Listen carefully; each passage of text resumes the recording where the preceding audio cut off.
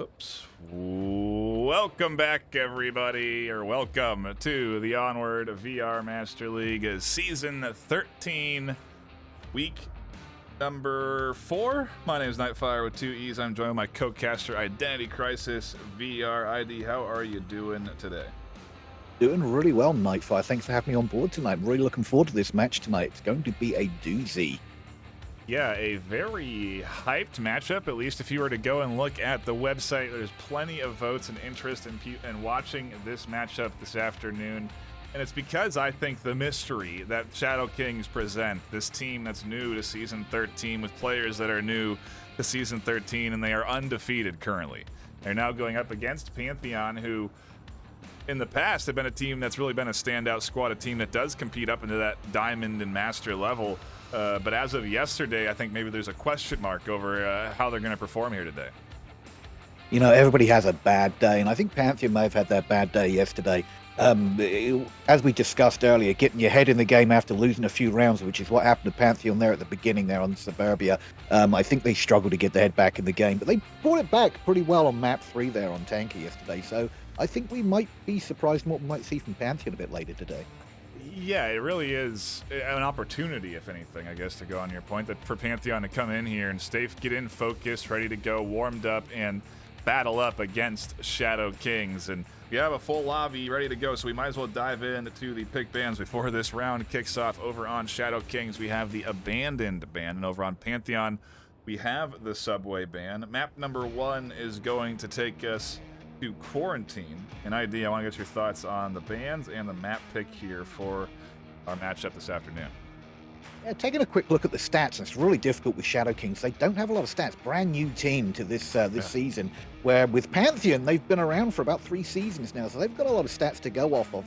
But if you look at Abandoned, they've played that 3 times with only winning 1 of those 3 rounds.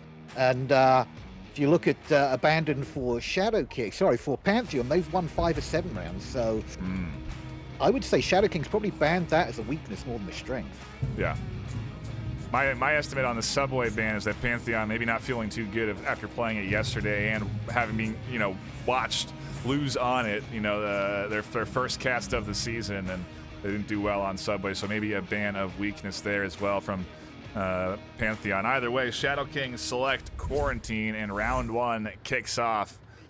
We'll dive into the rosters in just a moment here, but there could be some action early as we do see that west spawn, and right away Aaron going to catch some heat as they try and push in from the northwest side.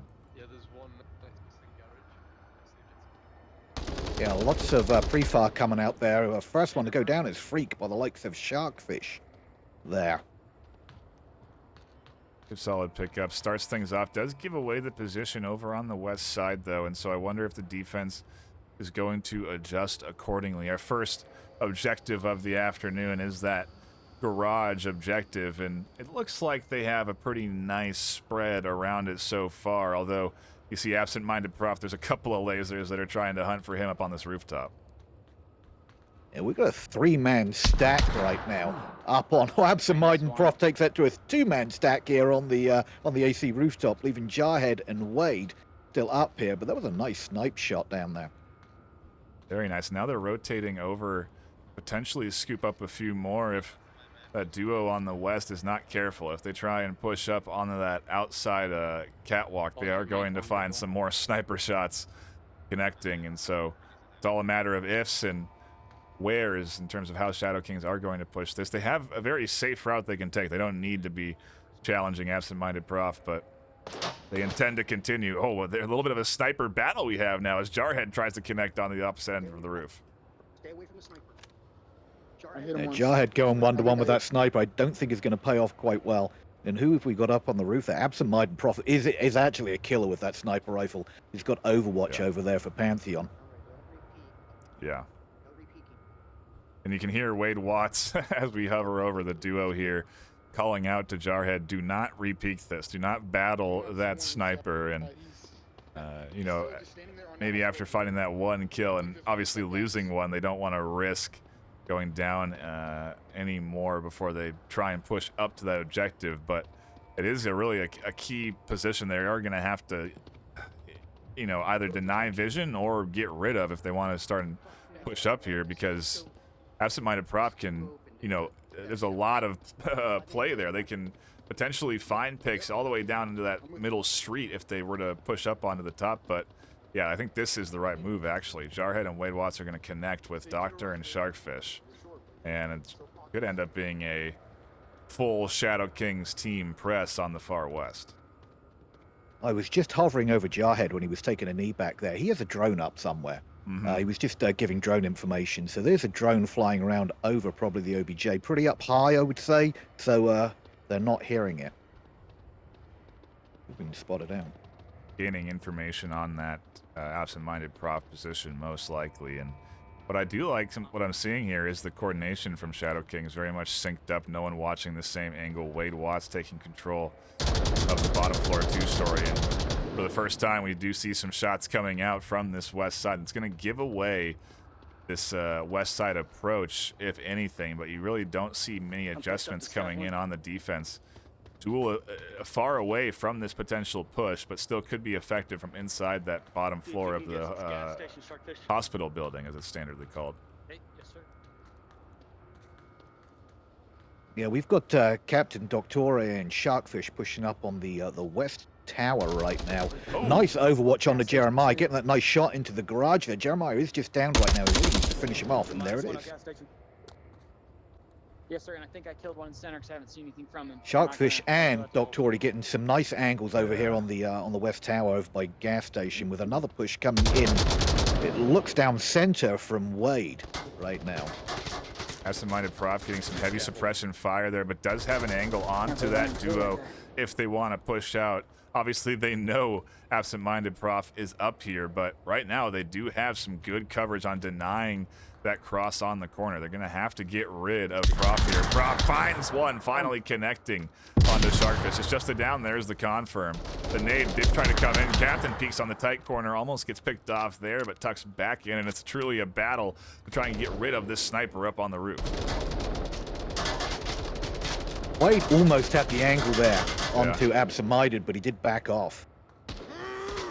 Oh, there's the sniper coming in. Jarhead does connect, hits him square in the chest though, and does damage but doesn't down. Doctor catches Duel on the rotation on the bottom floor, and Prof may be inaccurately called down. Jarhead may think that they connected and killed them, but Prof is very much still dialing in on the top over half, and they catch Doctor. Jarhead trying to hit the headshot but can't find it.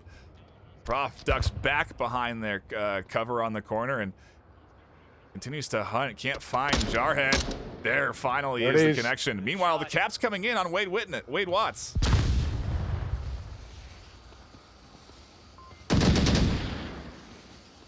They gonna get it? No shot. The shots don't connect onto Wade.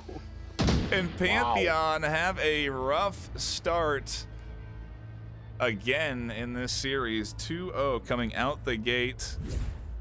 Shadow Kings sneaking their way into a cap, and what was looking like a nice defense suddenly becomes a lost defense as they lose absent-minded Prof up on that second floor. Yeah, I think losing absent-minded Prof was probably the key to that, because he was the overwatch for the backside of that the OBJ building.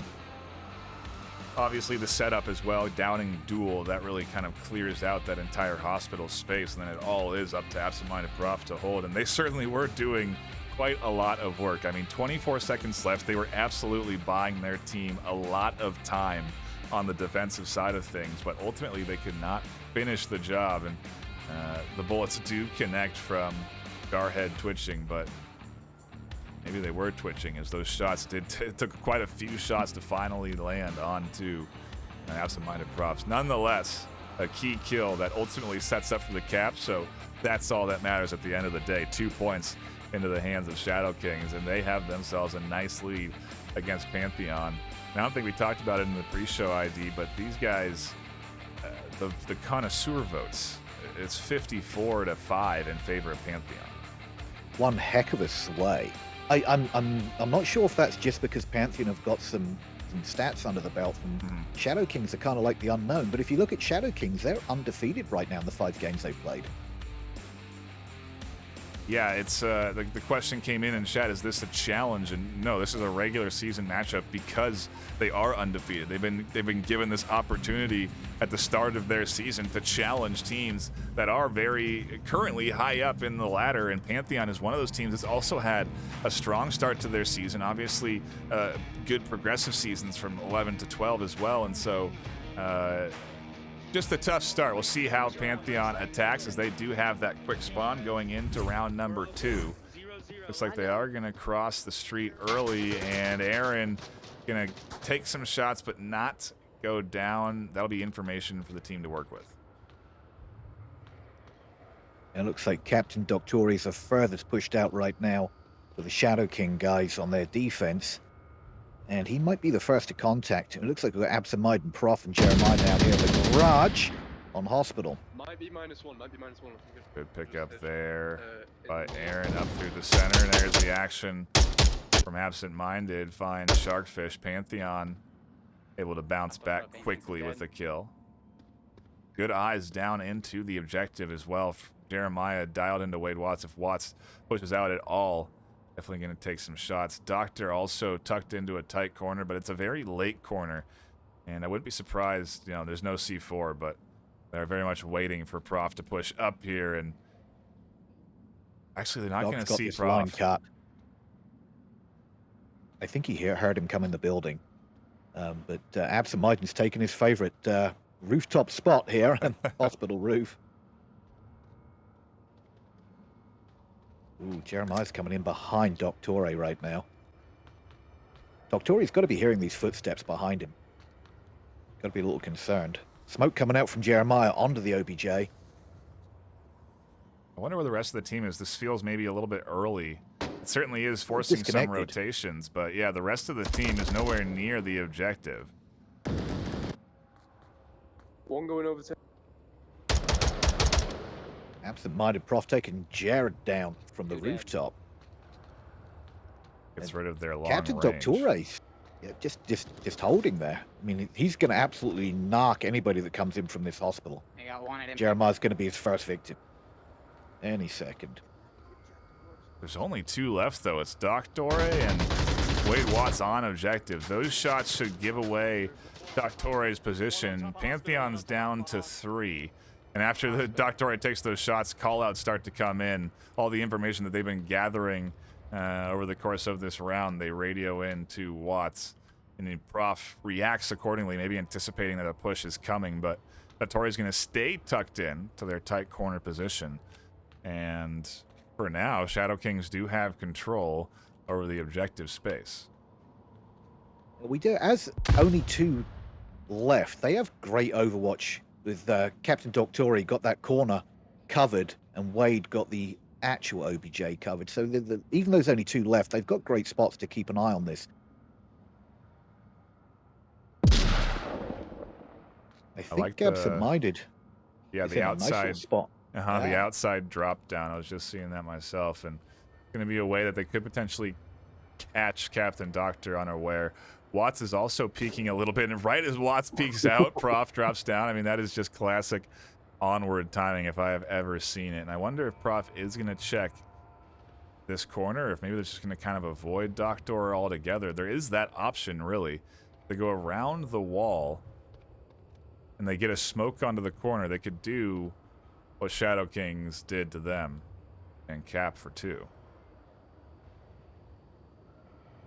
Yeah, he's certainly not making the cross from these gas containers to that corner without Captain catching him. So I think the only thing he's got left to do is rotate. He's going to go a long rotation all the way around the backside here. Tosses out a pretty dang good smoke that could set up the push for his teammates. Duel right here on the corner. A lot of pre-fire coming in. Flashes around the corner. Watts is blind and the smoke is there, but Captain Doctor is not suppressed or taken out by Prof, so they're free to shoot onto the corner. The smoke doesn't quite blind them. Pantheon now aware of this threat, and there's only 2 minutes left to deal with it.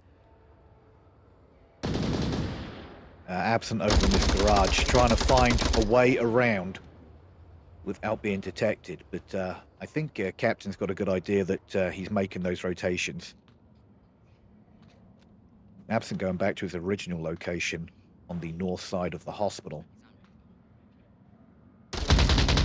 Oh my, Captain catches the head. Jester calls out that they're on him, and then as they peek, Captain hears the call out and finds the head peeking up over through the window. Prof is alone into a 1v1 now.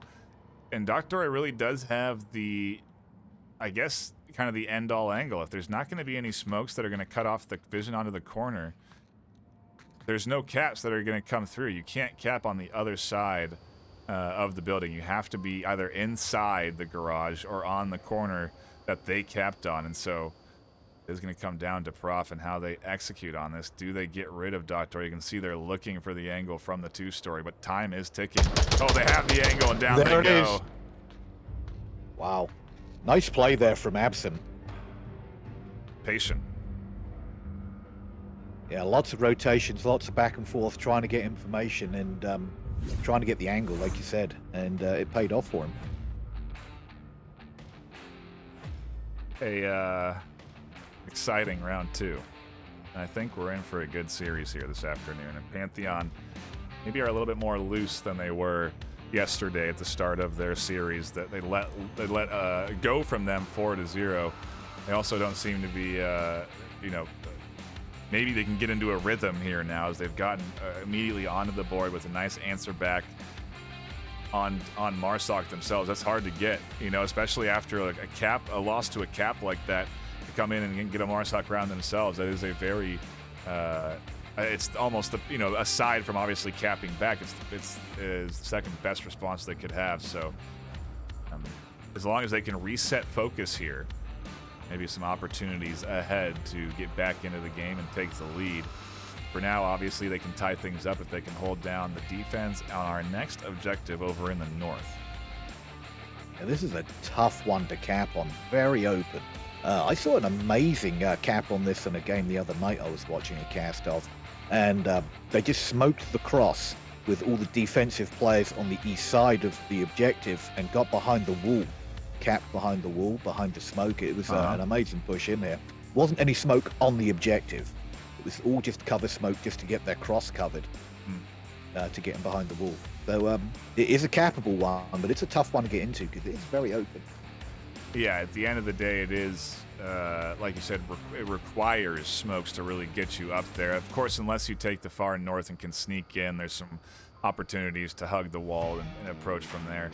Oftentimes, teams prioritize at least a defender or two on the backside of this objective to prevent that from happening, and they are very much going to want to do that, as this could be a bit of quick action between the teams at the start of round number 3 here. There's going to be that northeast spawn. And, if they are not careful and don't check for it, there could be an opportunity for some early picks, although I doubt Shadow Kings are going to go that route. I guess we'll have to see.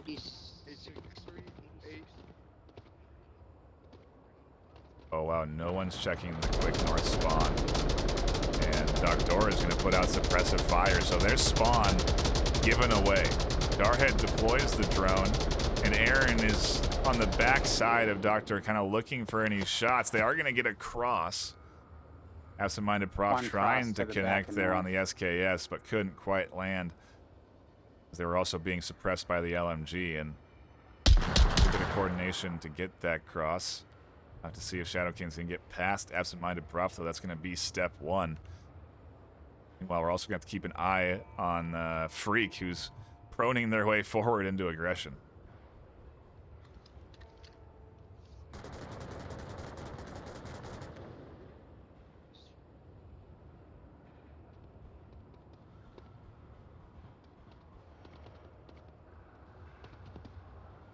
Shadow King squad just inching their way forward here. Prof catches one on the deep side. C4 comes up and over, but it's a little bit deep. Watches on the tight corner, and Freak does catch that kill. Doubles it up onto Sharkfish, not before Shark can also find that kill and confirm. And so, in a flurry of bullets and gunfire, Shadow Kings are down to just Jarhead and Aaron, and they are being suppressed still by that sniper of Absent-minded Prof up on that catwalk.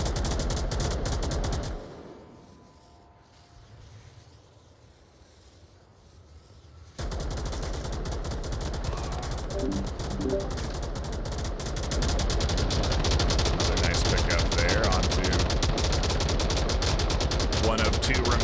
Shadow Kings as Aaron completely dumps the LMG fire out, checks the tablet, and becomes aware that they are the lone survivor of the Shadow Kings offense. But like we talked about in terms of paths to take, this actually may be the best path. They can get rid of Jester and Prof in a 1-2. There really might be a cap opportunity. Jester shuts Not that this down. Yeah, Pantheon tie it up 2-2.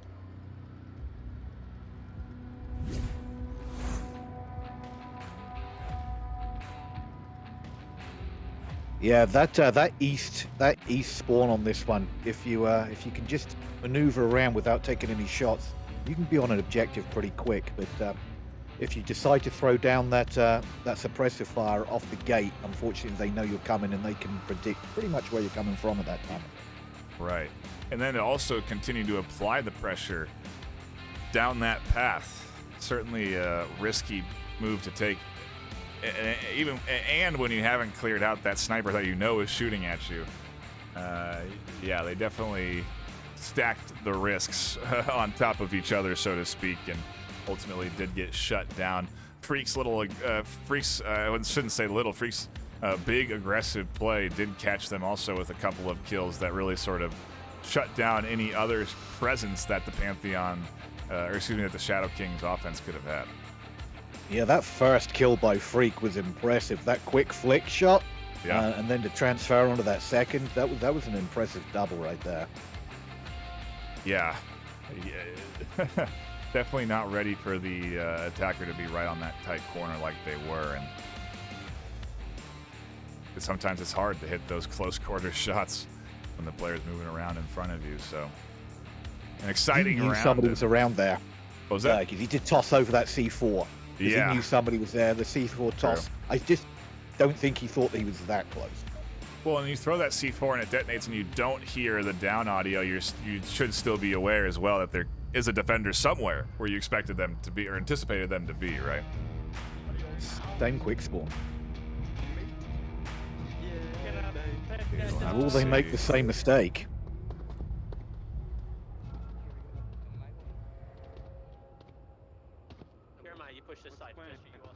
Doesn't look like it. They're gonna send Prof for maybe a bit of sniper battling. Try and catch anyone out rotating down the long path.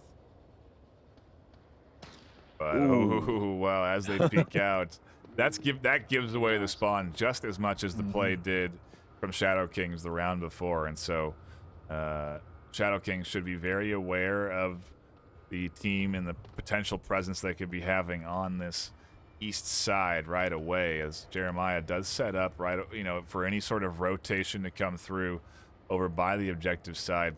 But I do like the Shadow Kings spread. They are nicely tucked in around the objective, and Watts catches Jester trying to push down Main Street. Definitely a risky push to be making, but they are just down. -1, Freak going down to the likes of Jarhead. I was just popping over to Freak. He'd make a heck of a push out to the west side of the AC rooftop. I thought he was going to make a nice little rotation there, but unfortunately Jarhead shut that down instantly. And all of a sudden we're down to a 3.5 on the 5 in favor of the Shadow Kings. With Aaron taking absent-minded. That's a sniper off the map, unfortunately, for Pantheon right now. Nice shot from underneath the truck going prone. Jeremiah does catch one. Wade Watts was very much out in the open on the tank.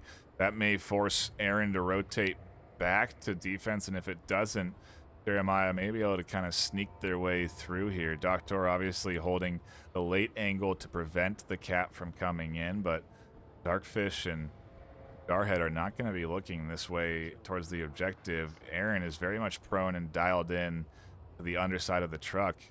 There is a chance for a 1v1 and a quick cap here if Jeremiah makes the right route.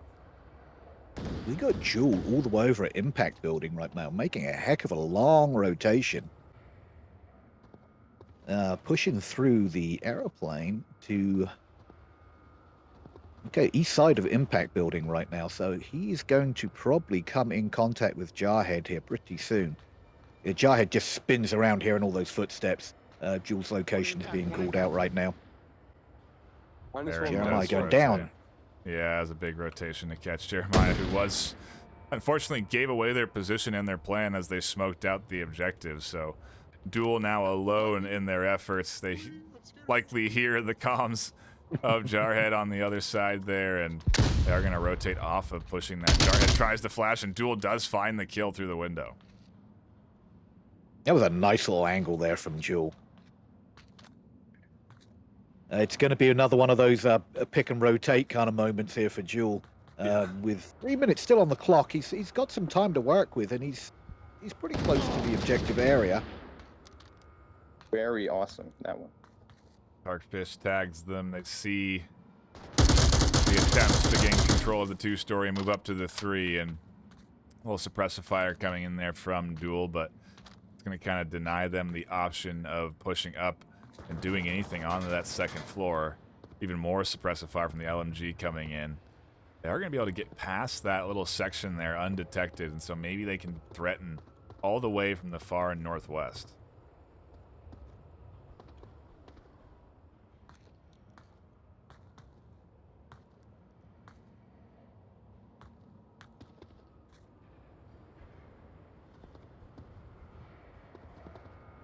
Aaron was checking. There's the shots. Yes, Duel does connect onto Aaron. Solid job there. And like you said, just kind of picking and moving. Finds one, then drops back. They also know where another is. They know, or should expect at least, that defender to still be on the roof. And yes, they do. Sharkfish almost goes down. Duel can't quite find the headshot they were looking for. That would have set them up for the 1v1 on the objective. And I mean, right now Duel is doing a great job. I think they have an opportunity to push up onto the second floor, really catch Sharkfish out, but that would take time. A minute and a half left. They have to commit to that decision now and then quickly push down to the objective because the clock is ticking. Jewel is doing some work down here, but like you said, the clock is his enemy right now, just like the Volk players. Oh, nice flash up onto the rooftop. That definitely takes Sharkfish, but unfortunately, he's not going to have enough time to push on that flash. Sharkfish probably got vision back at this point, hiding behind one of the generators up on the rooftop. Reflashes back, does not catch Jewel, but the bullets do. Sharkfish takes Jewel out. Nice push there. Good work there by Jewel. Yeah, almost clutched it up for the squad. 3-3 at the end of the day. 8-2 for absent-minded profs, certainly leading the team there in the KDs and the lobby. And, you know, we talked a little bit about it in the before the start of the series, but I always like to see that, you know, even if a team is losing, are they finding kills? Are they getting on the board? Are they putting the opponent into the tent and denying them the opportunity to play the game? You know, that is the real sort of question of if a team is staying in a series. And right now, they're very much, Pantheon is I think, playing much better, at least at the start of this series, than they did at the start of yesterday's.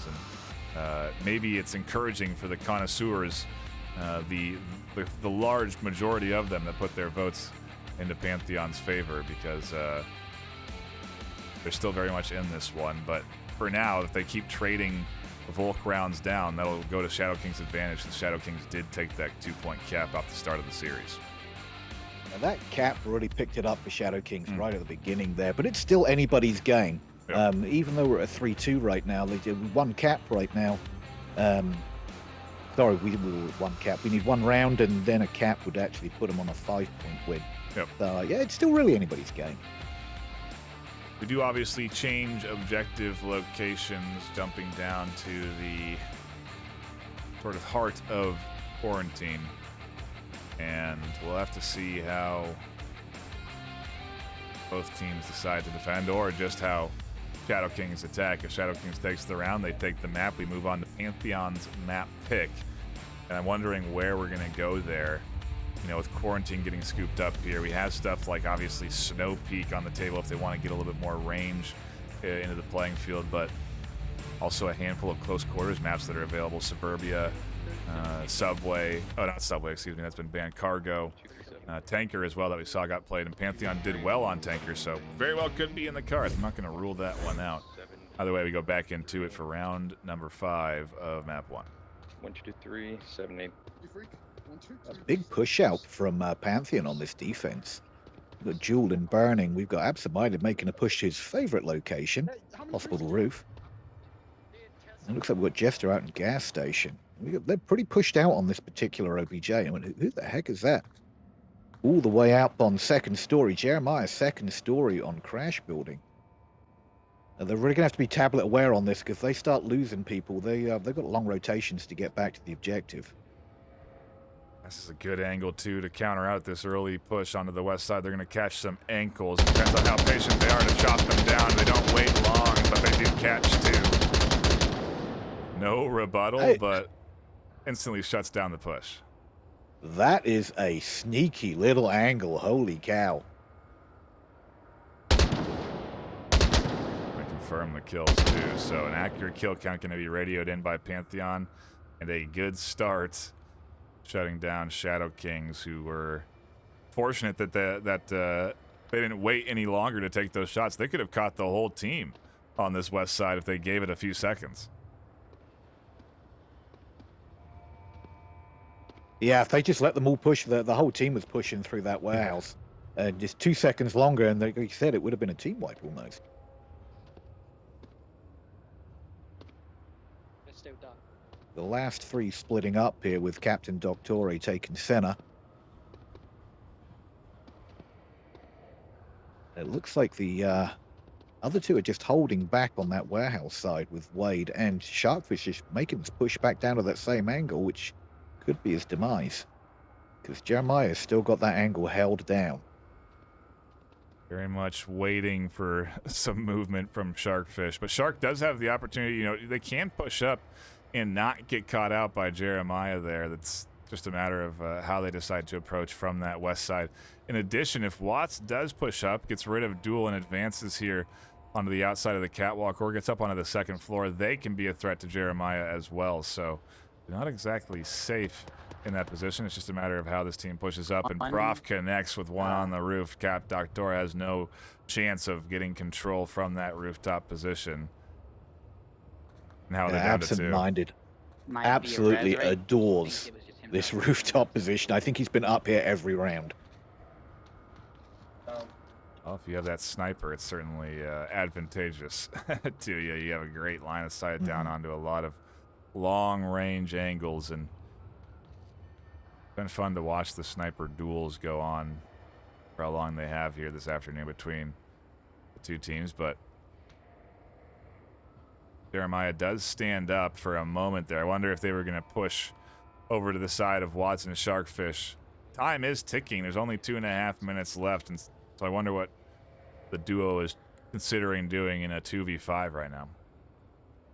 Yeah, they're going to have to make a decision really quickly here because they still have some ground to cover, and still 5 Pantheon members up to get past. It's going to be tough.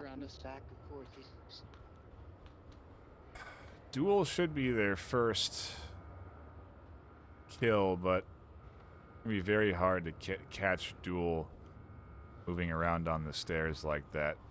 What they really do have to do is get kind of lucky like Watts is doing now and push this catwalk and avoid Duel detecting them. I don't think Duel saw Watts push. I think they had that plane blocking the vision, so Watts is here now. Watts can push onto Jeremiah from the 2-story, and I wonder if they'll be ready for that. Sharkfish also could get caught out if they're not ready, as Jeremiah has rotated and is waiting on an even later angle now. And Jeremiah may have the drop on Sharkfish if he tries to push through this impact building. And hearing the footsteps, I'm pretty sure of it. It's very hard to stay quiet and Onward right now. And his lasers are burning all the way over to Sharkfish's location. Timing could touch off, though. Watts is also on the outside corner. Just has to apply the pressure, and as Jeremiah does find the kill on the Sharkfish, Watts goes back down to the first floor. I have a feeling that Wade Watts is going to be caught by Jeremiah as well here. Jeremiah hearing the footsteps again. Here it comes. Oh, doesn't have the angle, unfortunately, but he knows exactly where he is. I think Jeremiah was hurt as well, and Watts is actually going to push down to the very bottom basement floor. Avoid the flash that was thrown from Jeremiah, not even challenge them up on that hole in the second story and kind of move on. Not a bad choice, but ultimately not the winning choice. Jeremiah can't get an angle out. Watts does push up to Freak, can't connect, and Jester catches the kill out the window. Pantheon put up a very solid defensive round, but now the test is on as they have to win a Marsoc round in order to take this map. 3-3. Like I said, still really anybody's game. Yeah. He got that 30-second beeper in his ear. I think he was just trying to make the Mad Ash crash back to the OBJ to try and make something happen. But that was an uphill struggle for him with 5 Pantheon members still running around. Yeah, they had full control. They knew where the spawn was. Very early kills coming in there from that great spot, that prone position of Jeremiah. And ultimately, everyone really on Pantheon finding kills. Look at the KD feed, a solid spread there. Same goes for Shadow Kings. They just don't have that standout killer that Absent-Minded Prof has been for Pantheon. Again, 9-2 now. Nearing double digits. We'll see if they can get it going into this next round. They are going to be on the attack, so they're going to need to pick off a couple of the defenders if they want to work their way up to this objective. But I guess it depends on spawn and kind of pace Pantheon are looking to set on their offensive push. It did take one, they did take that first Marsoc round, so it's not out of the realm of possibility here. I was a little concerned with the spread they had on the Volk round there, but it paid off for them dividends. Let's see what Shadow Kings do on the defense on this one. We will. Pantheon getting the exact same spawn as Shadow Kings, so wonder if they will succumb to the same downfall as Shadow Kings. We'll have to see as we go into round number 6 of map number 1. Memorizing the code, interestingly enough, but a cap is not exactly what they need to get the points here. Yeah, you try and get in the head of the players right now. This is match point right now. If it was me, I wouldn't be thinking cap. I'd be thinking staying alive and killing the other team. What a quick push here. Duel flying forward, already up into the impact building. Likely heard Jarhead moving, and now Sharkfish has given away their location as well. Freak able to get past and kills Jarhead. Sharkfish can't connect down the hall, and they know Sharkfish is there off of the comms radioed in. Pantheon taking quick control of this side, and maybe they are going to be pushing towards this objective already as Freak goes prone and avoids Wade Watts detecting them on this move. Absent-Minded on the AC rooftop right now, of course, with his 12 times trying to get some shots onto somebody. He's really not got anybody he can get angles on that's got any elevation for him. Everybody seems pretty tucked in. We did call out nobody on Burning, but we do have Aaron on ground floor on a Burning, which he obviously can't see from his location. Yeah, trying to catch out the one. Freak, meanwhile, pushing up very close to the objective. It's all really up to Cap Doctor on the OBJ, and they trade on the objective. Meanwhile, another kill comes in. I think Aaron catching out Duel on the roof. And Pantheon down to 3. Shadow Kings down to 2. Sharkfish still alive in impact. I think Absent's going to probably get the line on Aaron. Unfortunately, tries to make this cross. There it is. Absent gets that line on Aaron, which leaves one guy left for Shadow Kings, who is nowhere near the objective right now. He's making a crash back as quickly as he can. Or is he? No, he's not. Jester drops down from the 2-story. They try and defend from both Jester and Prof on that top floor, and they can't quite handle it as Pantheon take away map number 1. Shadow Kings, an undefeated squad so far this season, lose their first map of the series, and now Pantheon go into their map pick for map 2. Certainly set up to be a very interesting map 2 here, ID. Yeah, after yesterday's performance on Tanker, that wouldn't surprise me. But let's take a quick look at some stats here and think see where we might be going. Ooh, Prof did, while you looked that up, Prof did get 10-2 there, so they did break double digits on the KD feed. Very impressive. it's always it's always an achievement to be able to do that in a league match. So that's likely what led Pantheon to the 4-3 that we're seeing now. Like we may be having a quick tech swap here, so do bear with us as we get into our next lobby and determine what that map number 2 will be. ID also going to be digging up the stats, but you have to get into this lobby. So while we do that, I do appreciate everyone that has stopped by and is hanging out in the chat. Big shout outs to Nomad and the rest of the folks, RTAS, Sid, Barfula, The Sickness, Captain Bojangles. Love to see everyone in here chatting and enjoying the action on a Thursday evening. Good Thursday bit of gameplay here, and certainly been a great series. I'm looking forward to map number 2. I wonder where it is going to be. It looks like we're headed to Downfall. That's not what I was expecting. Or the stats. That's going to be interesting. You know, I was just taking a quick look at the stats, and I was expecting something a little closer quarters than Downfall, to be honest with you. Just going by Pantheon stats, and there's quite a few stats to look at on Pantheon, and they're pretty good at that close quarter stuff. Well, they did come off of a nice W on Quarantine, and maybe they're feeling their sniping is working for them. Jarhead taking control of that long-range battle between them and Absent-Minded Prof, but I mean, Prof again went 10-2 or something like that, so it seems, to your point, a bit strange to go into even more range, potentially succumb to more sniper fire. Or maybe, I guess that's why Pantheon is doing it, because Prof was shooting so well with the sniper. Yeah, he's definitely a killer with that sniper rifle. Yeah, I got mixed up on which side Prof is on. They are on Pantheon, obviously. And it is Pantheon's map pick, so I guess they're just going to go with what's been working, and Prof certainly has been working here today. Makes sense to take advantage of that long range. And looking at the roster, not seeing any shakeups. We didn't get a chance to really talk about it, but over on Pantheon, we have Absent-Minded Prof, MFN Jester, Jeremiah, Freak, and Duel. Over on Shadow Kings, we have Jarhead Twitching, Aaron Creams, Wade Watts, Cap Doctor, and Sharkfish 02.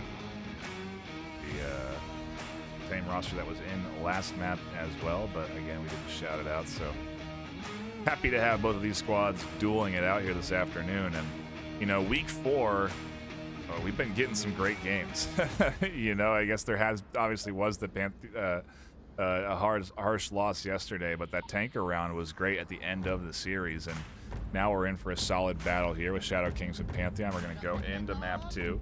We're going to have to see if the range is what spells success for Pantheon, or if his Shadow Kings can bounce back, remain undefeated. That's what's on the line for this team right now, their first potential loss in league play. Yeah, it's going to be a different one. I would certainly say that we are looking at a different Pantheon tonight that we were looking at yesterday.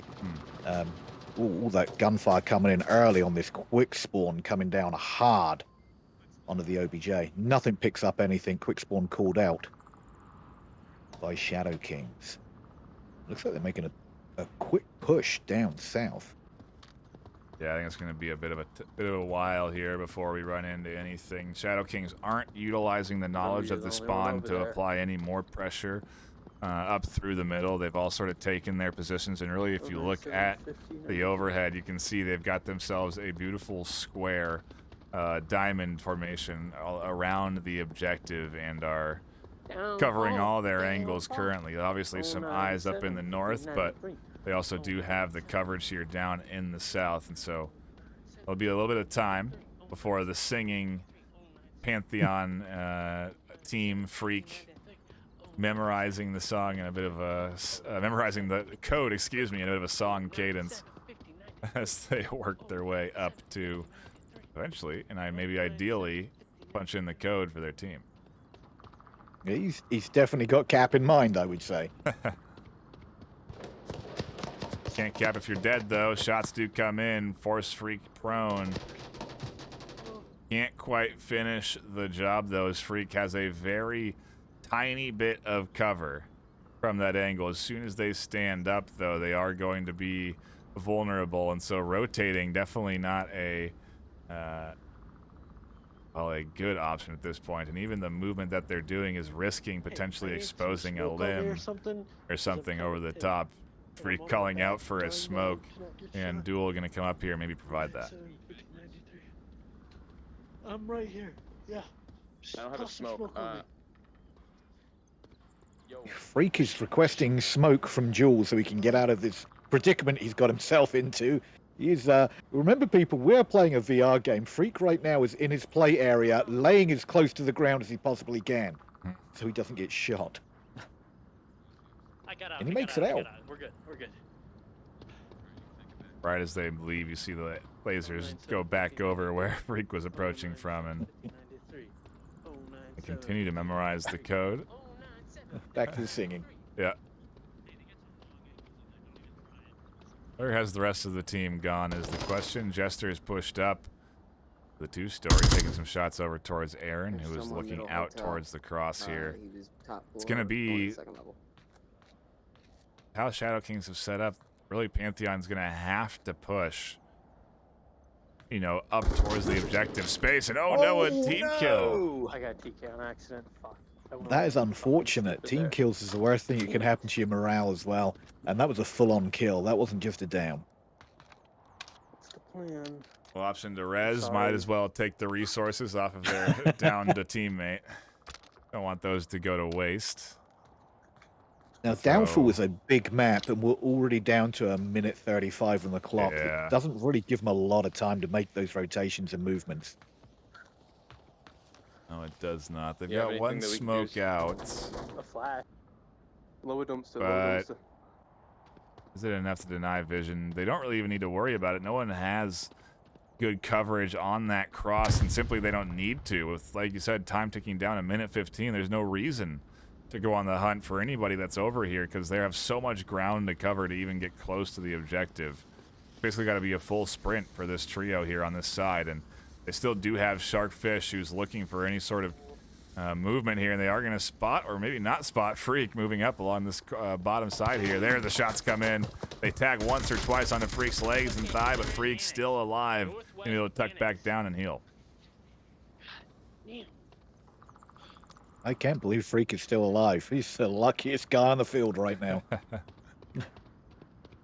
They will heal, though, still stay alive, still apply pressure. Time ticking down, though, 30 seconds. Aaron tries to throw a counter flash, and if anything, is buying more time. Freak being distracted and has to push into Aaron Creams. Cannot afford to wait around. Aaron almost getting team killed, it seems, as the callouts come in. If there's one here in the second floor. Absent-minded Prof finds the kill on the backside. Freak takes out Aaron, and they're pushing to the objective here. It's all up to Cap on the OBJ. 10 seconds left. They're not going to get there in time. They're going to get here, but not in time.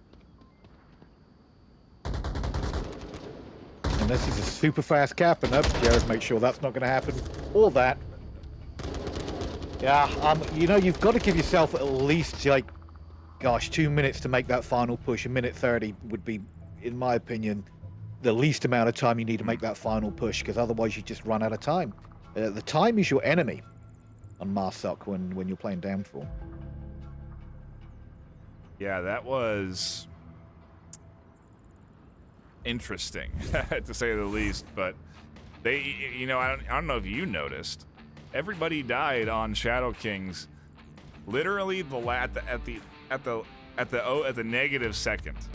So they almost just lost that round.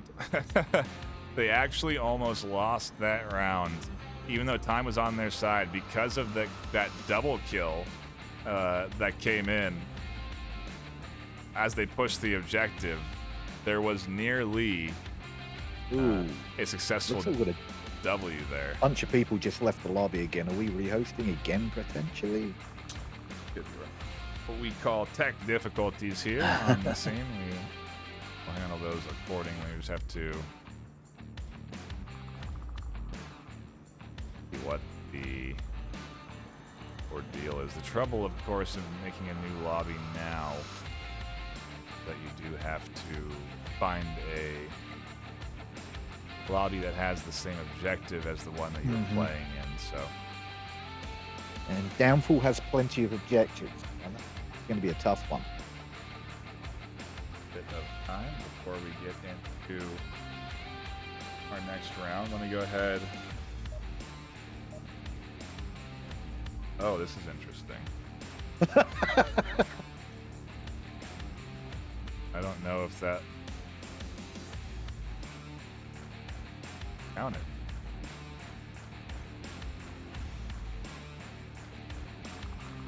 What I'm seeing from Doctor, that was a 5-minute round. Oh. Well, that would explain. That would explain why their push seemed very close to the end of the round. If they thought they had potentially another 60 seconds on the clock.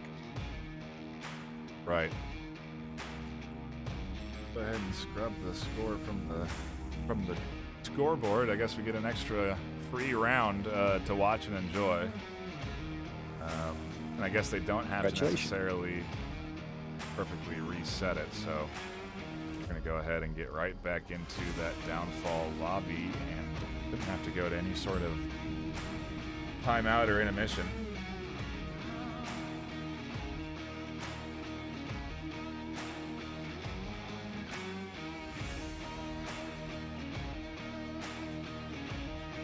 Trying to get the full details though.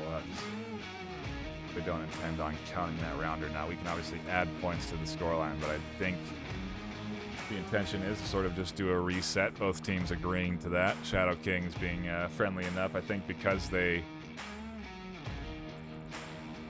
Oh, it was a host by. Oh yeah, Shadow Kings did host the lobby. So when they created the lobby, it was 5 minutes. So that very well could have been a reason why their timing was a little bit off, but even then, you still do have the timer in the wristband to look at, so you should have sort of known what their pacing should be. But maybe it just goes to show you how rhythmic and, you know, how practiced these teams are, that they just know that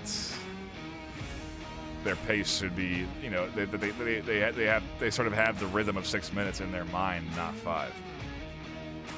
And you're going by that push, kind of how it happened. It almost felt like they expected more time on their hands. But like you said, they all have watches on their wrists in the game. So, but maybe it was just they've played it so many times and they played that particular push so many times, they just in their head felt that they had more time and weren't even checking their watch. Maybe they don't check the watch until they hear those beeps to let them know that they're okay. That's the 30 seconds.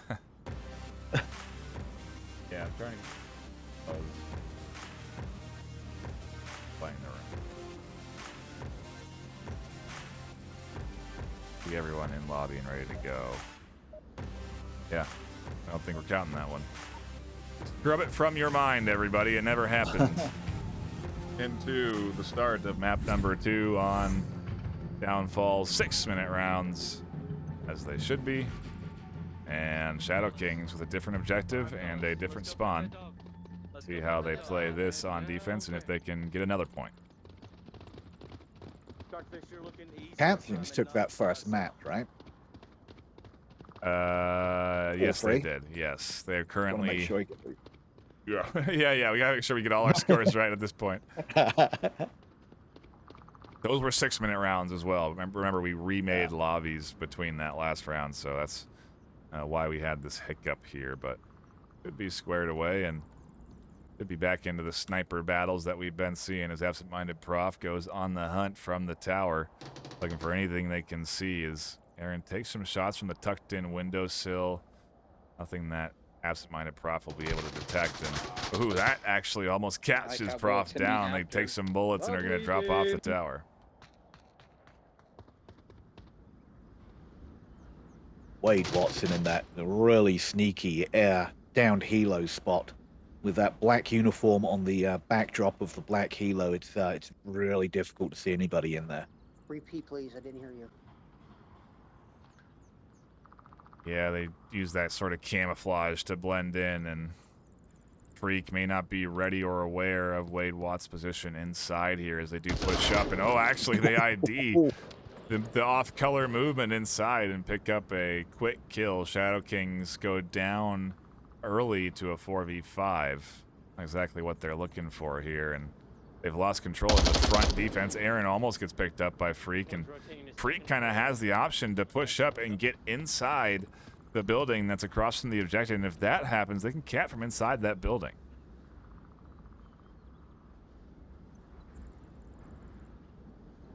Freak taking the helo position where he just downed that last guy. Just keeping eyes on the windows for Center Hotel to see if Aaron pushes those windows for a quick peek. But Aaron's down on the ground floor right now, trying to get some information from the ground floor, not getting much. Like you said, Freak is in a nice spot right now. However, it's very open to get to that objective building. That cross could get picked up by the likes of Jarhead over there. Yeah, a good smoke or two would certainly go a long way, but that would alert the team. And so I imagine Freak will stay tucked in for a little while until the rest of the squad applies pressure from the north and the south. And as I say that, they do kind of push out from that helicopter a little bit out of the cover and go back in. So yeah, I think they're just kind of assessing the situation and again waiting for their team to catch up. 3 minutes on the clock, plenty of time for Pantheon. I really do hope they know that Freak is in that helo, because his uniform looks very dark in those shadows. Yeah, it does. Jester hopefully doesn't take shots at, like you said, a very exposed Freak on this cross. Aaron has an angle, and so they should actually have the back of Freak. Jarhead also has a very late angle. I wonder if Aaron's actually even going to see this. If Freak's going to see the head of Aaron, shot. They do, and they're going to push in. Can they get past Jarhead? They do. Jarhead goes down to Prof, shooting them over the top, perfectly timed. Tablet comes out. Doctor trying to get Freak down, and they do shut them down just barely. They get their gun fully into that window and manage to tag Freak, who tried to tuck up against the window. Honestly, any other spot other than tucking up against the window would have worked out for Freak there. You know, if they got into the corner. Wow, what a great shot from Prof. Prof is absolutely nailing their shots here this afternoon, setting themselves up for the push. The comms are chaotic from Sharkfish as they come crashing back to hopefully get the res from Doctor. And Sharkfish getting picked up by Jeremiah on the edge. Jeremiah is going to take both, and Pantheon are not going to take the cap, but they certainly take a much better Marsoc round with all 5 alive. I say that with Freak being down, so 4 alive and 1 down. What a different round. However, that could have quite easily been a cap if they hadn't taken that last kill, because Absent was in there, Tablet out. If the team had talked a little bit more over comms and maybe given up their life for Absent, he probably could have got 2 points on the board for them. Yeah, that was, like I said, a much better Marsoc round for Pantheon. Obviously a very different objective. It does have very different vulnerabilities, and they certainly exposed them. That vulnerability being that main doorway. And I mean, Prof tagged the one person covering the entry into that objective right as Freak was pushing it. He couldn't ask for better timing in terms of opening up the door and then not giving the team a quick enough time to react. Thankful that they did get that LMG kill through the window, but again, more great shots from Prof, and you can see they had only 1 actually, but could have been 2 with a down. I think that down got rezzed, and then they ended up finding all the kills. Either way, like I said, a better round for Pantheon. The Shadow Kings now have to go on to the attack. Only 1 kill on the board for Shadow Kings. Captain finding that 1 kill, so hopefully momentum hasn't started to drain from them. You know, losing 4-3 on Quarantine, certainly a tough loss, a tough pill to swallow off of a cap early as well, and now on their map, Pantheon's map pick, they are finding themselves in a bit of a tough position, at least to start with. They do get a bit of a safer spawn, but He couldn't be any further away. yeah. Oh yeah, you being better at objectives than running around with chickens their heads off. Yeah, listen, it happened once. I shot a corner. I didn't think they could cap that far. I thought the Yeah, got distance the was around furthest spawn from the objective you can get on the southeast corner of the map here. You've got 3 pushing the valley with 2 pushing the east corner north. I'm assuming that Wade's probably going to get the first eyes on here. He might just catch that cross from Freak. Nope, the terrain unfortunately did cover that, so Freak made it up, and Freak's making it up to North Bungalow. Nope, Upper Red Truck. He's all the way up to Upper Red Truck. All the way to Aaron, and once they get up onto the second floor, they should have a nice line down onto Aaron. Gonna try and toss the C4, can't quite land that. As they check out the other window, they do catch Wade Watts. Aaron smokes and drops back, and a good start for Pantheon on defense, getting aggressive off of a tough, off of a good, Marsoc round win, and now almost finding another kill as Aaron does try and find the shots over the top of that defilade there.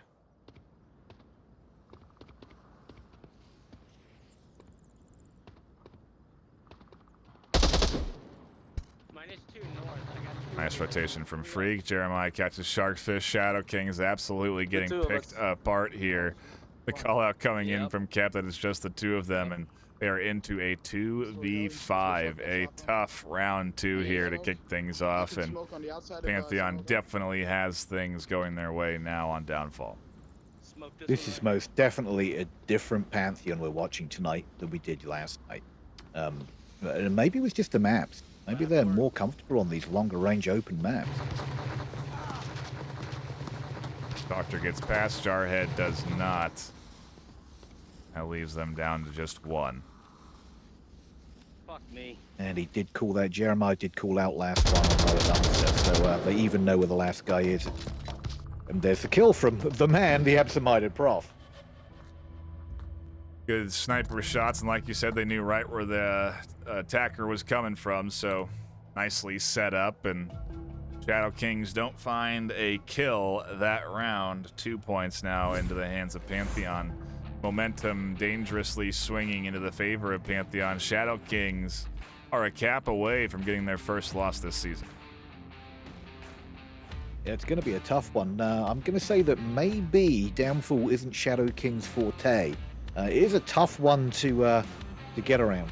It takes a lot of practice to get the good plays for Downfall, because there's a lot of open crosses. You have to use smokes and terrain for cover, which sounds kind of crazy, but there's a lot of terrain that you can use as cover just to get those crosses from building to building. But once you get a good sniper like the likes of Absent-Minded Prof, it's very tough to make those crosses, because he can snipe you from one corner of the map to the next. Yeah. Almost like a pixel. Yeah, and you know, if we're going to be talking about caps here, I imagine Pantheon are thinking cap with this objective against how they've been playing these last few rounds. I certainly would be targeting that and just locking in this map 4-0. Taking the series, going on to the third map. It's Shadow King's map pick, but at that point they've already won the series, and really made it difficult for Shadow Kings to then sort of bounce back. Right now, things aren't out of control. You know, Shadow Kings was in the game. They actually started with the cap against Pantheon of all things. They were the ones that had the momentum, and I, initially had concerns that Pantheon wasn't going to be able to battle back, but now it's a very much a reversal, and we'll have to see if Shadow Kings, for maybe the first time in as a team in the league, face a little adversity. See if they can bounce back and get back on the board with a defensive round here. We go into round number 3 on map 2. Spirits still seem high on the Shadow Kings team right now as they move out to their defensive locations for this upper dumpster objective. With 3 men holding tight on objective, with Jarhead pushing down a lower dumpster area. And it looks like we've got a hard rotation out from the likes of Sharkfish getting the first kill on Freak from the Twins up here on the southeast. No, North Villa. They got the North Villa spawn. They're trying to take Took up that position pretty quick, and now she's able to sort of shut down and defend this push up. Absent-Minded Prof does have a laser into the window, and so Sharkfish not really safe if they do peek out that window and go on the hunt any further. Prof definitely has been a standout sniper for this team, so as long as they stay tucked in, they'll be a good threat to the likes of Jester and anyone that does want to push up here, but Prof certainly sees the rotation and actually is able to rotate out. Those shots don't connect, and A little bit of a poking and prodding going on here.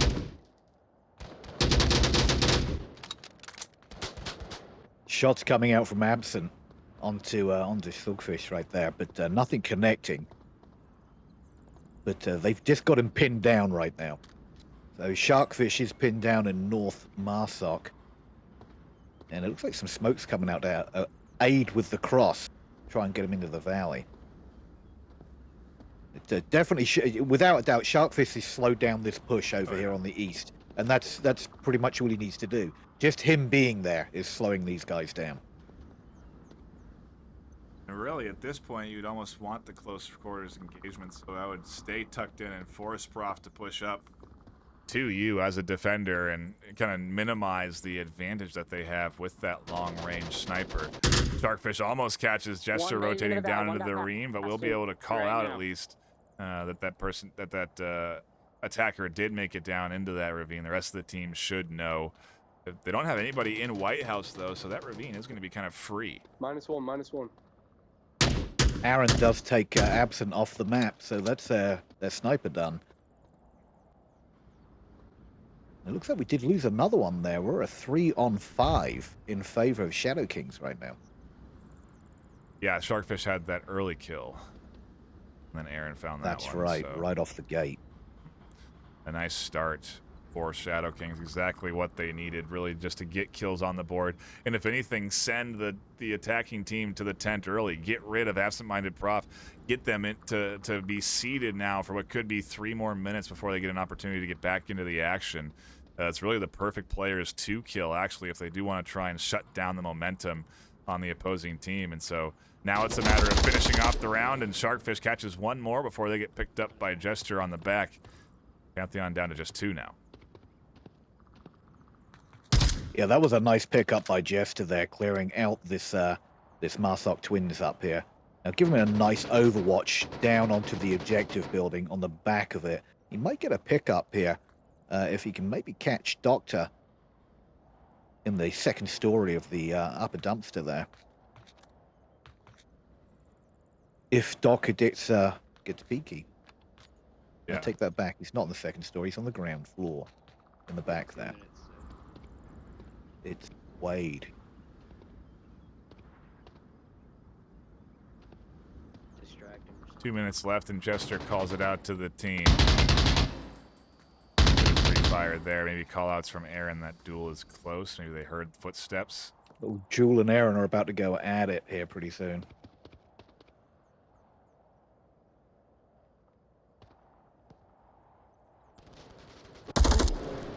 Finally, some success for the Pantheon attack as they get rid of 1.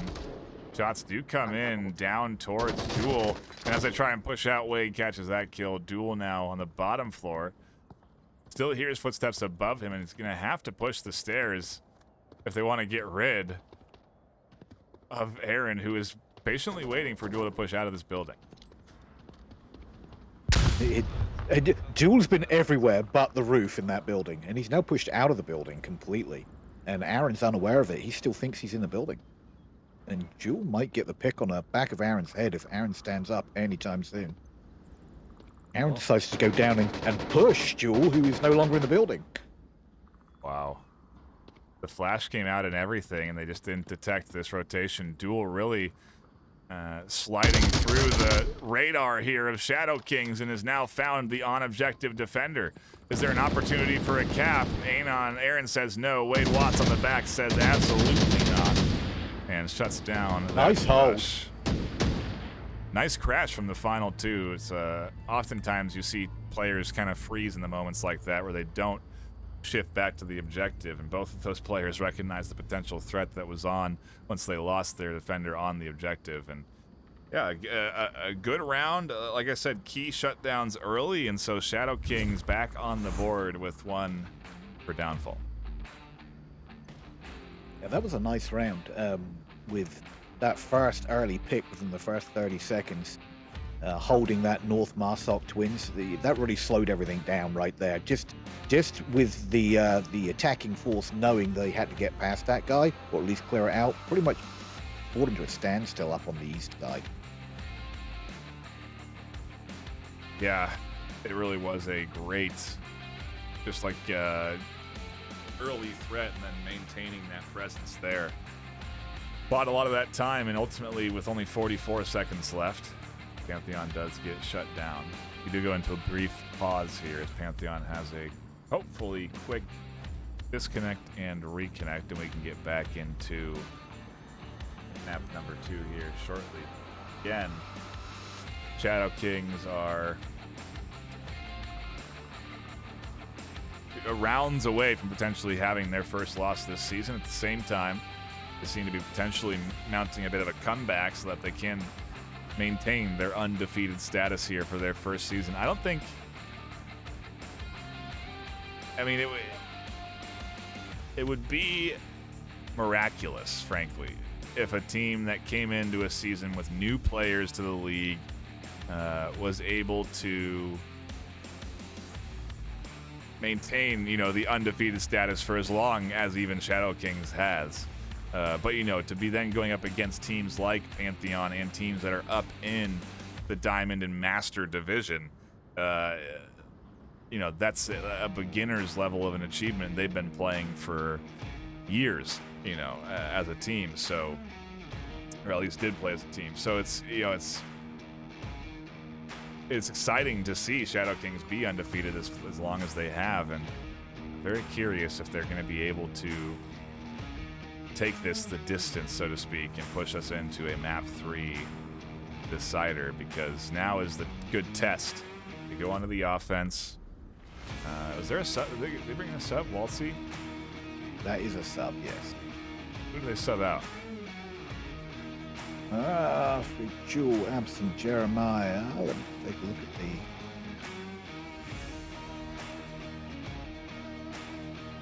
It's interesting to see, regardless, a mid-map sub come in.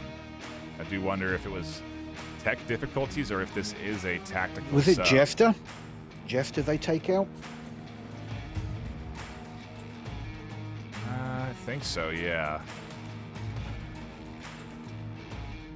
Yeah, I think you're right. Waltzy is now in either way for Pantheon. You can see the active rosters there, and back into the action we go. Shadow King is getting a far north spawn.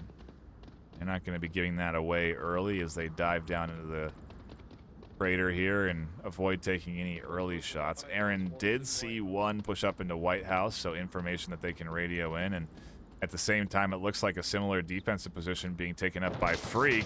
The shots instantly come into that window and Freak has to tuck in. Yeah, that same spot that Shark had earlier. It's a great location. You get some great overwatch from there. And again, they know that somebody's there now, which is probably going to hold them back. Sharkfish just take Absent down with a pretty long shot there. Wow. And again, another big pickup early. That's the second time in a row Absent's been out early in the round. Huge to shut down the momentum of their main shooter and sniper last round and potentially this round, but I guess we won't find out quite yet, as they are denied the option of participating in yet another round here. 4.5 minutes they potentially would have to wait until they can get back to it. We'll have to see how Shadow Kings play out their attack and how they get past Freak, who's still tucked into that corner and waiting in that window. All right, I'm gonna try to. Yeah, I haven't seen much of a push on this east side to Freak's location. They obviously know Freak's there, and they're worried about getting picked from that North Marsark twin there. So they really haven't left that northern eastern area. They're just saying that Captain Doctorio is just starting to make the push now down to the crater. Funny comms there as Cap only throws one smoke and does make the cross. They did have the overwatch from Jarhead. And as that smoke came in, Freak drops off of defending from the 2-story. Maybe worried about a potential push from a different angle. Oh, actually, they're going to go around for the res. So the timing, maybe just perfect as Cap pushes forward here and Freak drops all the way back off to go pick up Absent-Minded Prof. And you can hear they're disappointed that as they pick up this res, they hear the shots over on that side. They don't know Captain Doctori just like pre-firing known spots right now just to make sure that he's clearing the area before he No makes a purpose. crossover This to side. the It's so Marsok dark. Tower there, as I'm assuming where he's going to head for.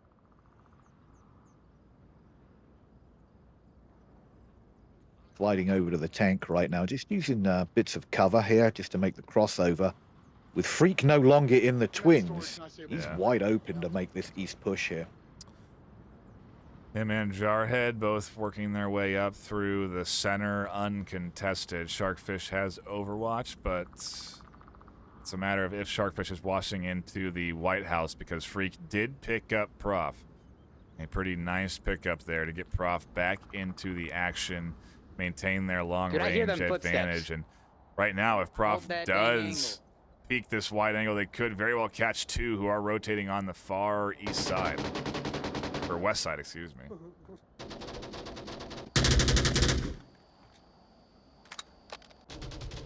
Wade and Aaron kind of jammed in over here on the west side, trying to figure out how they're going to get out. They use smoke to make that cross. Wade making the mad dash over to the southern brothel. Does make it.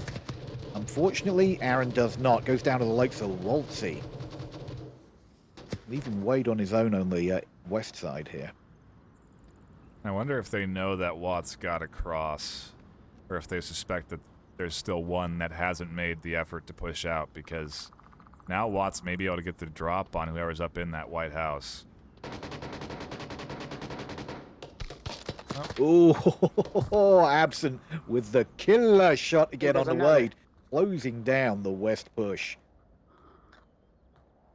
That was a worthwhile res. Is anybody in Center Hotel? Both snipers coming alive Did you here say as center Duel hotel? goes I down think I did on me. on the bottom Because I floor. think Aaron was just center hotel. Now 3v4, the first kill for Shadow Kings on the attack, although they did have, obviously, an early one, but not a full kill, just a down. Now Jeremiah dumping LMG rounds over to Jarhead's window, and the same going for Captain Doctor, trying to suppress that two-story. How many rounds do they have left is the question, and what will they do about absent-minded Prof and Freak in the White House? Very powerful defensive position for an objective like this. We're down to just over 60 seconds on the clock. They are going to have to make a decision on what they're going to do. Captain just calls it out, 60 seconds left. He knows the time, and he's called out to the team, need to make that push. He did just reload his LMG, so he has 200 more rounds to throw at somebody. Jarhead sees the smoke, knows Jeremiah's at that window. Sharkfish avoiding for now the hailfire of rounds from Prof up on that second floor, and still able to make it past Jeremiah's line of sight. 35 seconds left. They're going to have to push the objective. Jeremiah is here and waiting. They're going to peek out and catch the kill. Meanwhile, Jarhead pushes the objective, and Waltzy is going to hear these footsteps. There's no real slow path for Jarhead to take, but they are going to try and sneak their way up here. They're not going slow enough. Waltzy will hear those footsteps pop out and find the kill, and now Doctor so far away, not going to be able to do much with 10 seconds left. Freak's going to find that kill. Pantheon to go up 3-1 on downfall. White House. Good work. Yeah, that res onto absent-minded was kind of like the key for shutting down that west bush. So even though they really opened up the east, without that res, absent would never been able to shut down that west push. So that was a key res by Freak. Yeah, that was, I mean, really changed the entire pace of that round. If they had just had that, if Prof was dead, imagine how different that could have been to not have that sniper presence. That would have been the round for Shadow Kings, and so fortunate that Freak does make that rotation ultimately and does get that res. And now Pantheon are one round away from delivering Shadow Kings their first loss of regular season here in the VRML. Shadow Kings very much battling back. You can see they found a couple of kills since the last round, but not quite enough to get momentum into their favor. 5-1 for Jeremiah, 4-1 for Prof, and 5-2 for Freak. They're really doing quite well here in this second map on Downfall. And Pantheon's map pick, important to remember as well, so definitely a place they're comfortable as well. Very interesting on the predictions here. We've got 82% in favor of Shadow Kings right now. Interesting. Very. Considering that Pantheon had such a heavy favor for the connoisseur votes, surprising to see that now in map 2. Maybe they weren't anticipating the range to go the way of Pantheon, but again, with how Prof has been shooting today, it isn't a surprise that they are doing so well on the map like Downfall. And maybe a good map 3 for Shadow Kings would be to take them to close quarters, but they can't be thinking about that now. They got to be thinking about the round that's right in front of them as they go onto the defense and again keep the undefeated streak alive. Yeah, Shadow Kings have got to be thinking about keeping tucked and keeping alive for this. Jarhead spotting out the quick spawn there in the northeast. Calling out to the team. Luckily, he didn't go down from any of those bullets being shot down from the Pantheon's quick spawn. And absent-minded Prof got a absolute killer location on Overwatch. There's all the one way at down south. onto the OBJ. Lower red. Shark trying to catch Prof there in the window, but can't quite connect. Freak moving up underneath the overwatch of Prof, and they are slowly taking control here of the north, but oh, it's such a risky peek to be making. You can see Prof does take some shots as they try and peek that window again. Continue to go back for more. They really want to find who is shooting at them. One of the unwritten rules of Onward is don't re-peek, and Absent seems to love re-peeking those angles. Oh, I see him. There's one first floor, lower freak, south brothel. And getting out some great call-outs. And the kills Minus on one, the way. two-story. Very nice pickup. Now they're going to look for more as they try and catch out Shark on the bottom floor. They can't. Freak, meanwhile, continues their advance forward. Already making it all the way up to Jarhead, and if they can catch Jarhead, they're going to be pushing objectives soon enough. Jarhead's there and waiting. Freak maybe a little bit too loud on their approach. Gets scooped up, and at least one kill for Shadow Kings. All they have to do is stay tucked in now, and Pantheon are going to have to push down to them, but it really is a battle of long range as both Jeremiah and absent-minded Prof are on the hunt for these shots on that back defensive position, onto Aaron's position, onto anyone that exposes themselves out of the windows. Yeah, Absent has dialed in on Sharkfish's window. Just can't seem to get, and as I say that, Minus he one. does get the lower angle. red, or not lower red, lower south brothel. Just down Sharkfish, and not going to be able to confirm that, unfortunately.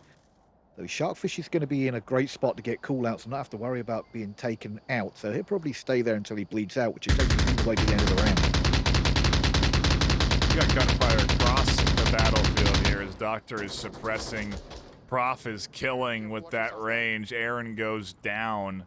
Shadow Kings only have 2, Jarhead and Doctor. Pantheon with 4 left, and all the time in the world to push this objective are looking very good right now. That guy sounds really close to objective. Some great call-outs coming from Absent right now. I can't repeat that window. I'm backing up. Shadow Kings have been really peaky. I wasn't expecting that on this, clutch round. Yeah, hard to be patient when the pressure is on, and we certainly are seeing a little bit of that here with Shadow Kings as they do rotate and maybe a little bit desperate for some kills. Waltzy getting focused by both and almost gets a kill on a Jarhead as they drop back to then cover the other side of this push. 2 minutes left. Still enough time for Pantheon to make their way up to the objective. Jeremiah making the push up right now. What a weirdo. And might go down to the likes of Jarhead here. He's got a really nice angle on this, and as he turns away, Jeremiah makes the push up. Smoke up onto the objective building. Oh, and Jarhead does get the drop on it.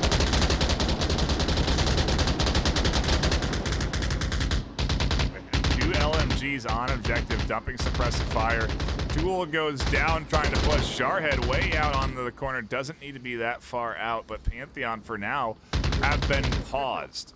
Waltzy can't push through the suppressive fire of Doctor, and Jarhead has the back locked down as they catch Prof through the smoke. Waltzy is going to try and push with 1:20 left. They're going to get past Doctor and up to the corner.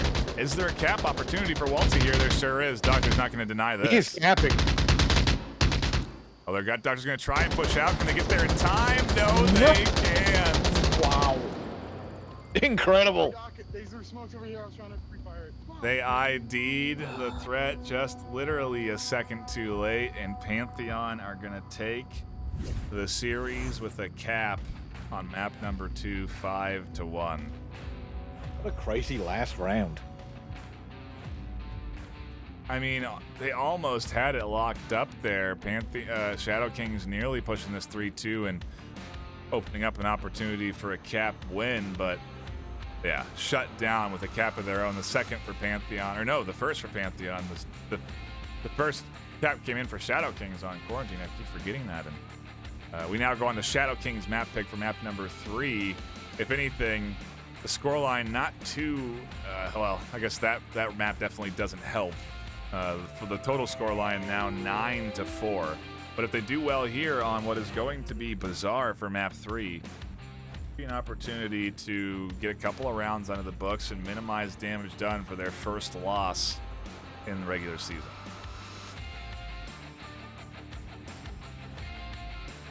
Not a map I was expecting. Thinking maybe a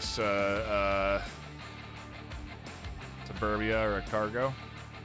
I kind of thought we might be going down to something close quarters. Bring it in, especially after the long range there. But we do have some mid-range stuff still on the books. You know, Snow Peak, Bazaar. Yeah.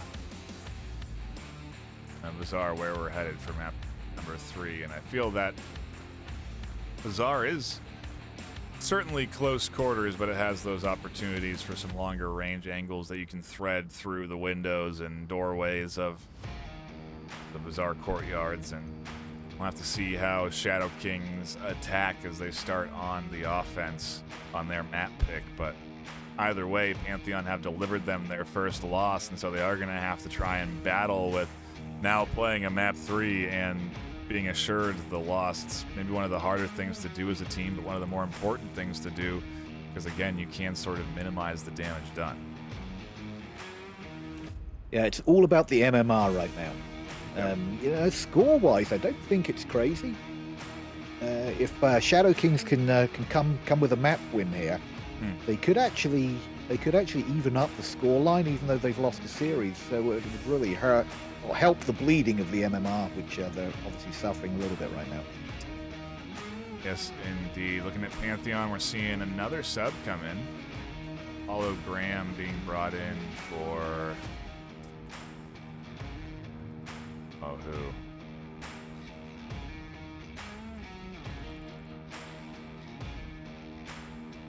You do the math at home.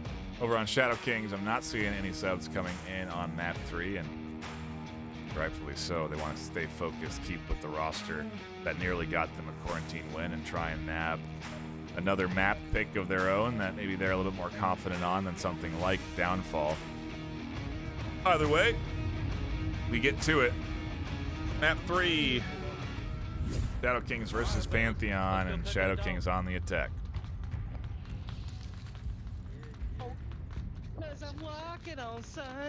Yeah, let's hope Shadow Kings can keep their head in the game here. Even though they've lost a series, MMR is on the line.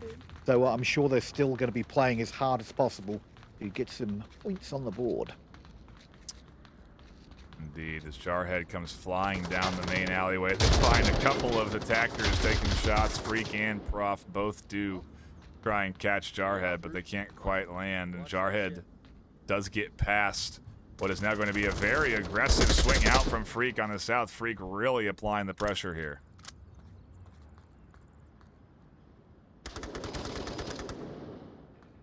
Yeah, Freak on that far west side right now. What a heck of a push out by Freak. Unfortunately, Jarhead punishing him with that push.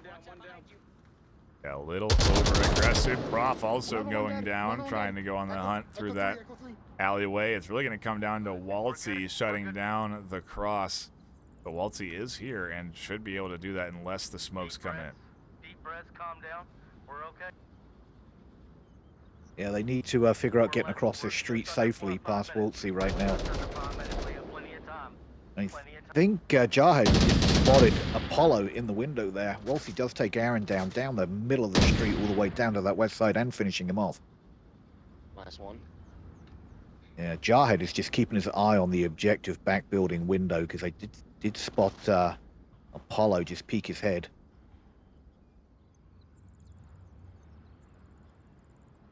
Jarhead calls out whispering across the street. I'm not too sure. This center street here can kind of be a little odd when it comes to audio, though, mind you. Yeah, and Jarhead could have the angle onto Waltzy here if they so choose. Waltzy is actually going to drop off, and now the street does become open to cross with no one defending it here. So the smoke's not necessary, but still warranted as they did lose one trying to cross. And so they will be able to get across the street and eventually push this objective. Be right on top of it, really. They got plenty of time on the clock as well, so they're making a nice push towards the objective, making sure that they've got time to spare.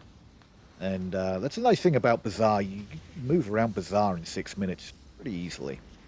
More smoke being dumped onto the windows of the backside of the objective there. And Jarhead might get a line on Apollo through this window. Apollo pushing out to the front side of the OBJ building. Jarhead almost on the objective here. Going to come head-to-head here with Jeremiah here pretty soon. There's Jeremiah peeking the wrong window. I don't think they can see out the window to their right. Nate comes in up over the top. They are holding and being distracted by Doctor and Watts. But like you said, Jarhead has the opportunity to push up to that behind the box prone and tap.